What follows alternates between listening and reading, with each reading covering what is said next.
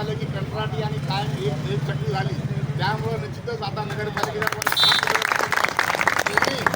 असं एक गोष्टी राहिलं तरच आपले प्रश्न सुटतील. आणि आपण मागच्या वेळेस आयुषभाई आयुक्ताला भेटलो होतो नांदेडमध्ये, तर त्यांनी त्याचं पत्र रिपोर्ट शिवला दिलं. अधिकारी पत्र शिवसाहेबांना दिलं, पण शिवसाहेबांनी इथून कोणी काहीच पाठवलं नाही. त्यामुळं कंत्राटी कामगाराचा प्रश्न हे जागेवरच पडू नये. ही प्रलंबित मागणी पूर्ण होण्यासाठी आपल्याला उद्यापासून आजपासून 6 काम बंद आहे. तिथं जर काही झालं नाही तर उद्या मुंबईमधून भवन बघेलपासून तर मुंबई मंत्रालयापर्यंत पायी लॉंग मार्च काढणार आहेत. ते सर्व कामगार आपल्यासाठी रस्त्यानं पायी चालणार आहेत, किमान 300 किलोमीटर.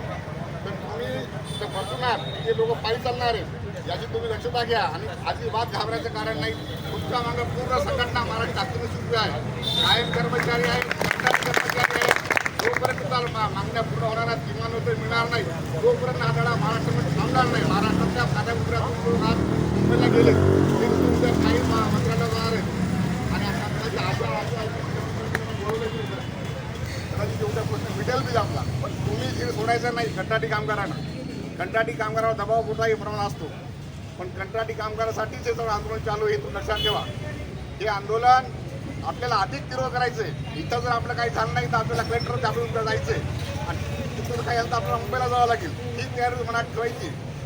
जोपर्यंत किमान वेतन मिळणार नाही तोपर्यंत आपण हा लढा कायम ठेवायचा असेल तुम्हाला विनंती करतो. आपण आपल्या तुमचा आभार मानतो. त्यानंतर आपण महाराष्ट्राकडे